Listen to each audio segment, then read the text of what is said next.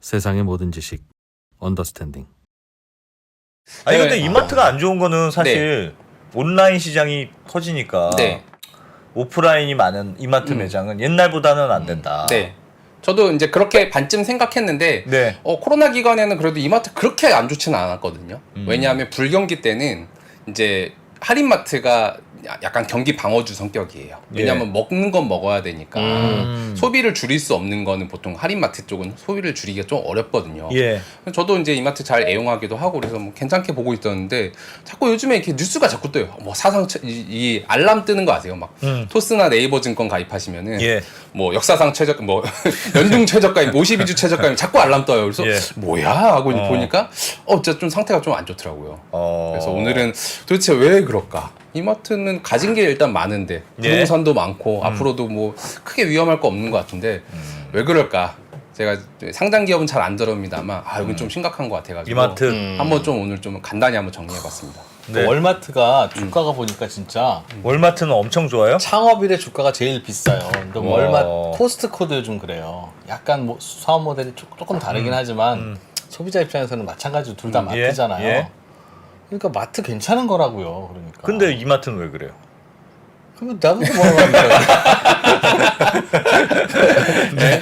제가 원래 항상 얘기하는 게 시장 중의 시장은 의식주다. 의식주는 망하지 않는다. 근데 보통 마트는 식을 담당하고 있거든요. 먹어야 되거든. 왜 그럴까? 아무리 온라인이 세상이라고 하더라도 사람들 마트는 안 가는 건 아니지 않느냐? 그렇죠. 이제 일단 가장 큰 문제의식은 뭐냐면 신선식품에 있어요. 왜냐하면 이제 신선식품 같은 경우는 온라인으로 이제 해결하기가 할 수는 있는데 비용이 많이 들어갑니다. 이게 무슨 말이냐면 이제 콜드체인으로 저장도 해야 돼, 배송도 해야 돼. 결국은 변동 비용이 많이 들어갈 수밖에 없는 사업이어서 똑같은 채소를 가지고 오프라인에서 파는 거랑 온라인에서 파는 거랑 비교해 보면 오프라인에서 파는 게 좀 더 저렴해야 당연합니다. 그런데 그렇게 보면은 그럼 이마트나 뭐 우리 할인마트들은 그래도 신선식품은 쥐고 있지 않느냐. 그럼 그거라도 뭐 하면 되지. 그리고 말씀하신 것처럼 월마트가 살아난 것도 다 그것 때문이거든요. 월마트는 사람들 먹는 걸 다 이제 사람들 월마트에서 사가니까. 아마존이 그것까지는 못하니까. 그렇죠. 하긴 하지만 많이 대체는 못하니까. 그러다 보니까 이마트도 괜찮은 거 큰 걱정 없는데? 라고 봤는데 이상하다. 이마트는 월마트와 다르다. 왜 그렇지? 다르다. 미국에는 아마존 때문에 고생이고 여기서는 쿠팡 때문에 고생인 건 알겠는데 그래도 똑같잖아요. 상황 똑같잖아요. 거기도 아마존 있고 여기도 쿠팡 있는데. 이름도 비슷한데. 그렇죠. 그래서 이제 한번 보도록 하겠습니다. 일단 주가부터 한번 쭉 보시죠. 상장 기업이니까 역사상 주가를 쭉 보면은 대충 흐름이 보일 것 같아요. 이마트 주가 한번 보여주십시오. 나와라 짠. 나와라.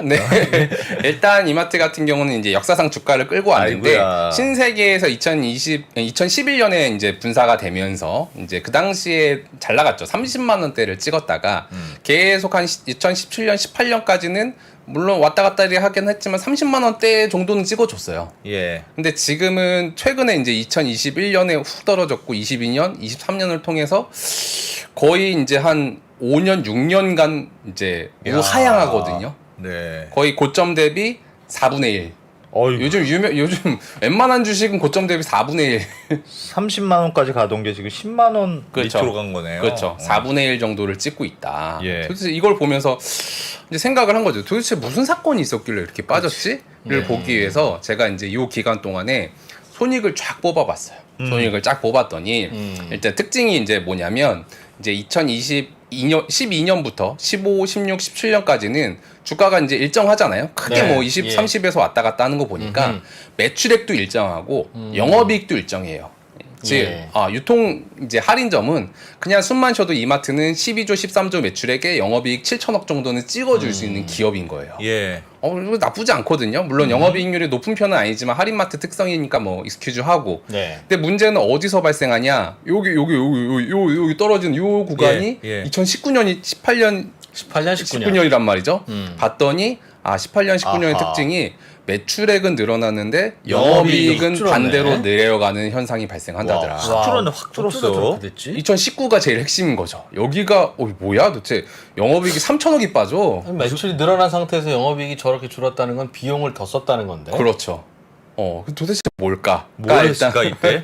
문제 일단 핵심이고요. 그 다음에 또 기간 동안 최근에는 또 무슨 일이 일어났냐? 일단 이제 그러다가 매출액 자체는 계속 늘거든요. 그러네요. 22조, 24조, 29조인데 영업이익은 반대로 22년에 다시 한번 훅 꺼지고요. 예. 23년에는 지금 이제 반기 기준으로 했을 때 이거는 참고로 이제 6개월 실적을 곱하기 2 한 거거든요. 곱하기 2 했을 때 적자 전환했다. 거의 사상 최초로 최초. 적자에서. 네, 물론 분기 적자는 항상 있어 왔지만 물론 올해 뭐 하반기, 3분기, 4분기 잘하면 적자까지는 아닐 수도 있는데 1, 2분기만 보면 이건 적자다. 무슨 일이 있었지? 네. 매출은 빠르게 늘었는데 네. 최근 5년 사이에 보면 네, 그렇죠. 그래서 이제 그 이유를 파악하기 위해서 저는 보통 이런 경우는 뭘 하냐면 예. 별도랑 연결이랑 쪼개 봅니다. 이게 무슨 말이냐면 두 개를 나눠서 봐야 돼요. 그렇죠. 예, 그러니까 아까 보여드린 건 연결 손익이고요. 예. 요 밑에 표시해드린 건 별도 손익이거든요. 이게 무슨 차이냐면 별도 손익은 이마트 본사. 우리가 네. 알고 있는 할인마트, 예. 트레이더스 이런 것들이 본사고요. 네. 연결은 나머지를 다 합친 걸 자회사 연결이라고. 실적까지 합친 거. 그렇죠. 알겠습니다. 그렇죠. 근데 네. 그러면 이제 그 차이를 봤더니 일단 변곡점은 2019년이에요.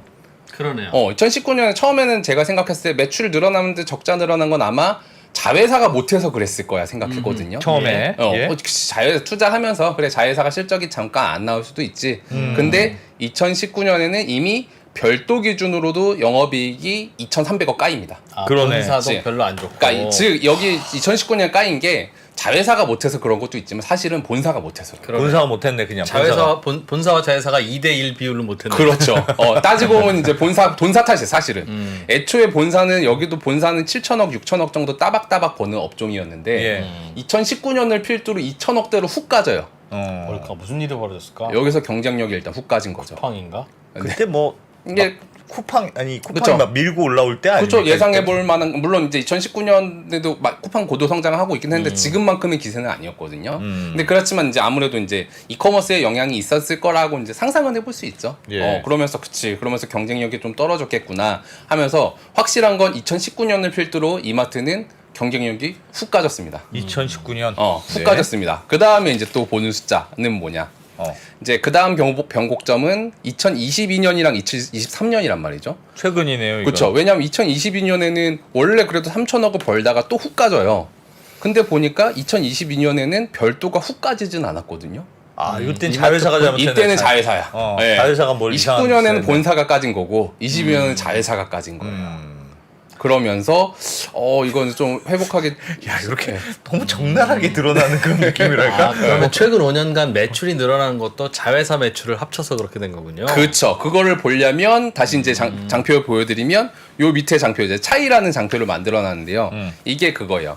전체 연결 매출액 중에 본사의 매출 비중이 몇 프로냐. 원래는 한 80 대부분이 본사의 매출액인 회사였는데 뒤로 가면 갈수록 이 퍼센테이지가 50%까지 떨어집니다. 자회사들이 많아졌네. 그러네요. 자회사가 많아요. 이마트는 가만히 있는데 식구들이 자꾸 많아지는 거야. 예. 거의 본사의 필적한 만큼 늘어났는데 제가 영업이익 차이 제가 보여드린 게 뭐냐면 연결 영업이익에서 별도 영업이익을 빼면 요 정도 나오거든요. 즉 우리 자녀들이 이만큼 까먹고 있는 거야.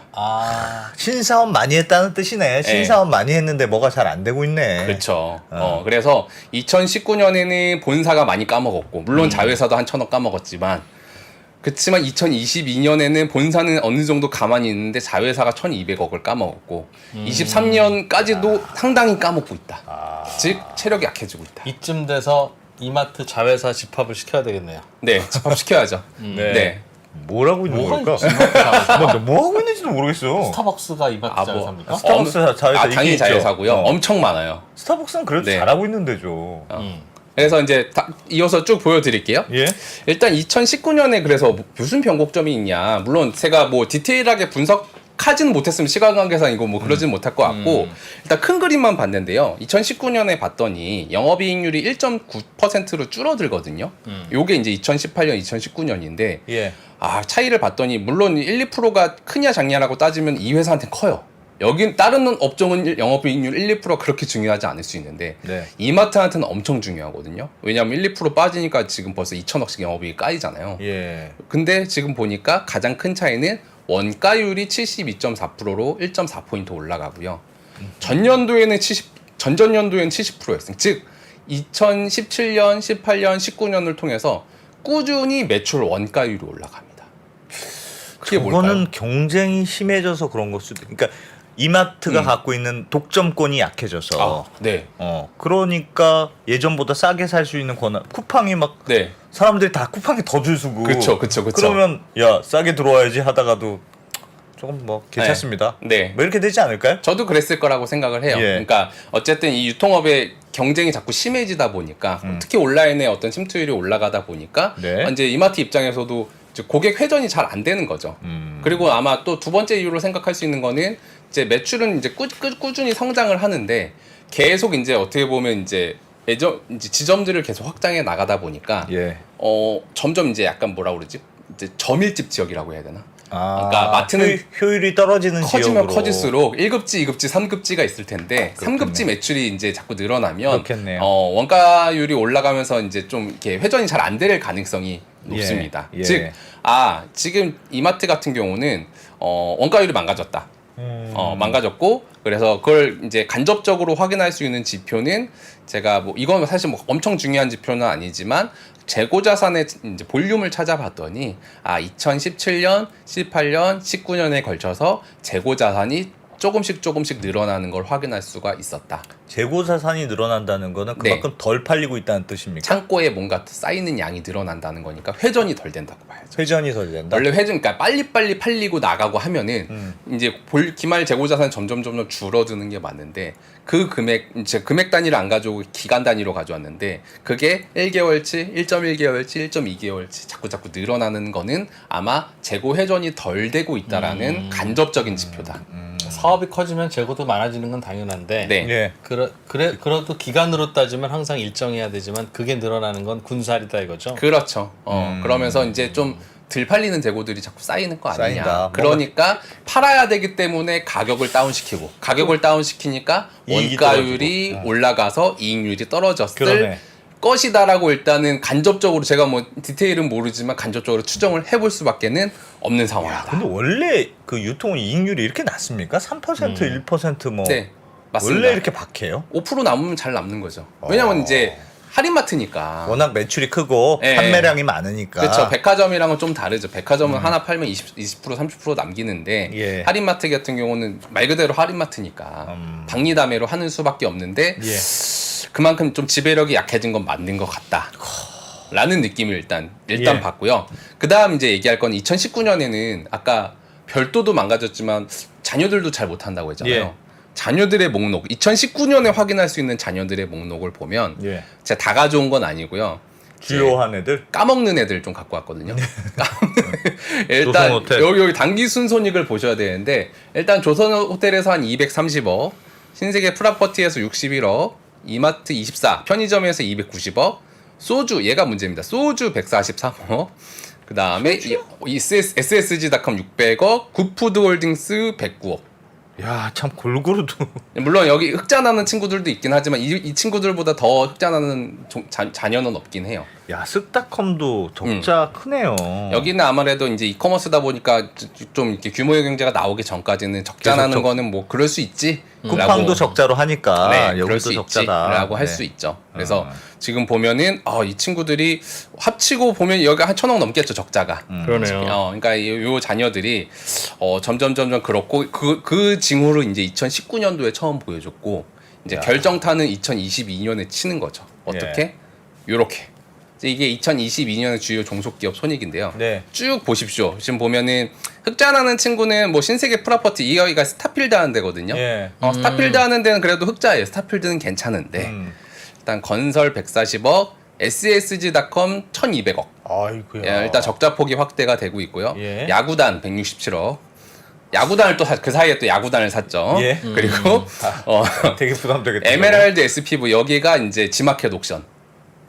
고산 거. 네, 여기가 이제 한 8. 저것도 1,000억 가까이 되네요. 요거도 적자 거의 1,000억 가까이 되고 와. 다행히 이제 우리의 믿을 구석은 스타벅스, SCK 컴퍼니 예. 여기는 그래도 한 990억 정도 그래, 벌어져요. 여기는 잘한다니까. 믿을 구석. 일단 그리고 이제 PK 홀딩스 이것도 이제 미국의 푸드 홀딩스라고 미국의 유통 할인마트를 샀어요. 유통점을 샀어요. 이것도 적자네. 그것도 적자. 그리고 이제 이 스타필드 프로퍼티는 뭐냐면 이제 그 이마트가 가지고 있는 건 아닌데 신세계 프로퍼티라는 회사 밑에 종속 기업으로 있는데 여기는 예. 뭘 샀냐면 와이너리를 샀어요. 와이너리? 예, 와인을 만드는 이제 공장을 샀습니다. 예. 그게 적자가 한 130억 정도. 130억. 근데 여기서 이제 특징이 뭐냐면 요 빨간 숫자가 특징입니다. 빨간 숫자 예. 이게 뭘까요? 2,600 이거요? 투자 금액입니다. 신사업을 하기 위해서 예. 쓴 돈이 일단은 쓱닷컴 내에 더블 컨셉이라는 여성 쇼핑몰이 있는데 그걸 사기 위해서 2,600억 썼고요. 아, 이거 많이 썼죠. 야구에 1,300억, 이거 지마켓 옥션에 3.4조, 와. 그리고 이거 지분 이제 스타벅스 스타벅스, 추가 지분 예. 추가 지분 조금 사는데 한 4,700억, 그리고 미국의 굿푸드 홀딩스라는 유통점 사는데 3,000억, 와이너리 사는데 3,000억. 야. 다 합치면 한 5조. 그럼 지금 저 사업들이 다 문제가 생기면 저렇게 샀던 돈도 그거 뭐라고 합니까? 영업권 뭐 상각하면서 그런 걸로 손상이 되죠. 순손실로 잡혀서 들어가는 거죠. 지금이야 산지 얼마 안 돼서 안 됐어. 일단 뒀는데 아마 그 무형자산이라고 잡혀 있을 거고요. 무형자산 내에 만약에 이 사업이 잘 안 될 것 같다. 얘네 그냥 다 제로로 만들어 버리고 이제 영업 외 손실로 잡게 됩니다. 야. 일단은 문제 이제 발단은 그거예요. 아 이제 이마트가 일단은 쌍끌이로 좀 어려움을 겪고 있거든요. 첫 번째 이슈는 본사가 적자가 손익이 많이 난다. 예. 적자가 아니라 아니지만 흑자 폭이 상당히 줄었다. 예. 그래서 본사가. 거의 뭐 간당간당 할 정도고 그게 4년째 5년째 회복이 잘 안 되고 있다. 예. 그리고 그런데 그걸 타개하기 위해서 신사업을 회사는 했는데. 원래 이렇게 위기가 되면 이제 뭔가를 하고 싶어지잖아요. 예. 그래서 뭔가를 하고 싶어져서 이제 이게 근 5년 내에 투자한 금액인데 이거 말고도 짜잘하게도 있겠지만 굵직굵직하게 5조 원의 캐시를 써서 예. 투자를 했는데 적자다. 스타벅스 하나만 빼놓고는 근데 최근에 스타벅스도 요게 영업이익 줄어들고 있어서 좀 기사가 좀 나오고 있거든요. 그래요? 네. 왜냐면 스타벅스도 이제 많은 사람들이 말하기를 이제 이마트가 인수하니까 힙함이 많이 사라졌다. 이건 약간 주관적인 판단이긴 한데. 아니 요즘 그런 얘기를 좀 원래 듣고는 있습니다. 이마트랑 합작이었잖아요. 원래는 5대5였는데 5대5였는데 지금은 이제 67.5인가 그래요. 아 왜냐하면 근데 그렇다고 힙합인 게 사라질 거 근데 아니에요? 정책이 좀 많이 그 바뀌었어요. 얘기는 근거가 있는 얘기가 뭐예요? 둘이 합작할 때는 그 스타벅스의 모든 마케팅은 미국 본사에서 결정한 그대로만 했습니다. 그냥 미국에서 하는 대로 그대로 하는 거예요. 근데 지금 지분을 추가로 인수한 내 거가 다음에 된 거죠. 지금은 한국 스타벅스에서 별도의 마케팅을 하거든요. 국산화율을 높였구나. 그렇습니다. 그리고 나머지 지분도 스타벅스가 가지고 있지 않고요. 싱가포르 투자청이 가지고 있어요. 그러니까 사실상 내 거예요. 그래서 사람들이 귀신같이 뭔가 좀 달라진 것 같은데 뭐 스타벅스 분위기가 아닌데 이런 약간 뭔가 그리고 이제 매출액을 늘리기 위해서 시루떡을 팔아? 이런 게 되는구나. 굿즈가 많이 늘었어요. 엄청나게 늘었어. 막 옛날에는 뭐 컵 이런 게 막 희소해가지고 줄 서고 막 이게 막 했는데 요즘에는 이제 뭐 이렇게 뭐 적립해서 줘도 사람들 줄 안 쓰거든요. 거기서 이제 크게 느끼는 거지. 그러니까 희소성을 희생했구나. 네. 그래도 잘한 걸까? 그래서 그러니까 아니, 거기다 4,700억을 쓰고 힙함을 잃어버린 게 잘한 거. 물론 매출액은 늘었거든요. 예. 지점이 자꾸 예. 늘어나니까. 그래서 거기도 위험하지. 그리고 야구는 애초에 돈 벌기가 원래 힘들어요. 야구는 예. 적자 보는 거. 1,300억은 어떻게 보면 그냥 마케팅? 을 위해 쓴 거예요. 그래 뭐 야구는 흑자 내기 힘듭니다. 그리고 와이너리도 흑자 보기 되게 어렵거든요. 왜 와이너리는 대체 왜 산 겁니까? 와이너리는? 사고 싶어서 샀겠죠. 와이너리? 포도밭을 산 거예요? 그렇죠. 포도바색과 이제 그 뭐 오크통과 그 인력과 그 바운더리를 산 거죠. 그래서 뭐 사다가 이제 팔으려고 했겠지. SSG닷컴이나 이 마트를 통해서 팔면 그런 식으로 수직 팔 수도 있고요. 계열화이긴 한데 아마 근데 3,000억 주고 샀으면 엄청 하이 퀄리티의 와이너리일 가능성이 높고요. 예. 이제 그런 와인들은 보통 할인마트에서 잘 안 팔고 메일링을 통해서 팝니다. 그러니까 고객들한테 예약된 고객들한테 파는데 이게 보통 그런 와인들이 이제 퀀티티를 막 늘릴 수가 없거든요. 왜냐하면 이제 퀄리티를 유지해야 되니까. 그러다 보니까 적당히 그냥 한 BEP 정도 수준 예. 맞추거나 아니면 거기서 가격을 프리미엄을 더 붙여야 가격을 올려서 이익을 낼 수 있는데 애초에 이제 이마트라는 기업 자체가 이 와인을 전문적으로 취급하는 데도 아니고 전문성이 있는 데도 아니고 그리고 미국은 또 전통을 또 되게 중요시하거든요. 미국 사람 뭐 아시아에 뭐 무슨 마트가 산 와인이 뭐 전통이 있어? 라고 생각할 가능성도 없지 않아 있죠. 예. 즉 여기서도 대단한 이익을 볼 수는 없다. 3천억을 쓰긴 썼지만. 라는 느낌. 즉, 요 모든 구간에서 이 업사이드가 느껴지는 자녀가 잘 없다는 게 가장 큰 문제의 발단이에요. 근데 사실은 제일 큰 게 그 SS.com이고 쓱닷컴이 쿠팡이랑 경쟁하려면 엄청 투자를 할 수밖에 없잖아요. 그래서 그거는 적자가 불가피하긴 할 것 같습니다. 그렇죠. 그래서 이제 이 회사한테 정말 운명을 이제 걸어본다라고 한다면 쓱닷컴 플러스 지마켓 옥션이 힘을 합쳐가지고 쿠팡한테 적어도 대항할 정도는 돼야 대충 비벼볼 정도가 되냐 안 되냐에 따라서 이마트의 운명이 아주 크게 달라질 거다. 근데 이마트의 경우에는 그 제가 그 점포들 있잖아요. 전국에 있는 이마트의 점포들 있지 않습니까? 그게 그 부동산이 자기 렌트로 돼 있는지 자기 건지 모르겠으나 만약에 그게 다 자기 건물이라고 하면 어마어마한 안전자산을 깔고 있는 거 아닙니까? 그렇죠. 그래서 이제 재무상태표를 가져왔죠. 좋은 질문. 좋은 질문? 네, 좋은 질문입니다. 다음 페이지로 넘어갈 수 있는 좋은 질문을 주셔가지고 보여드릴게요. 일단 지금 이 회사 같은 경우는 현금, 그러니까 전체 자산은 33조 원, 이제 숫자가 작아서 제가 불러드리면 될 것 같은데 전체 자산 33조 원의 자산을 가지고 있는데 그 중에 이제 현금은 한 1.5조가 많은 건 아니에요. 그냥 뭐 운영 비용 정도는 들고 있는 상황이에요. 기업이 워낙 크다 보니까. 그런 상태에서 유형 자산, 여기 있는 게 이제 토지, 건물, 기계 같은 거거든요. 그게 한 10조 원어치 있고요. 투자 부동산이 1.5조 원어치 있는 거 보니까 부동산만 한 12조 원 정도 있는 것 같아요.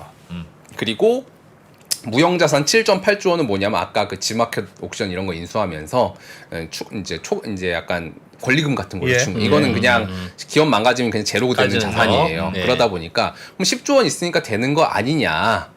부동산 10조 원, 11조 원 있다면서 비상구에 하나씩 팔면 되지. 일단 이 중에 한 2조 원 조금 넘는 만큼은 담보가 들어가 있어요. 일단 차입금에. 그러니까 나머지 한 8조 원 정도 이제 들고 있는데 점포를 다 팔면 8조 원 나온다 이거죠. 근데 점포를 팔 수는 없죠.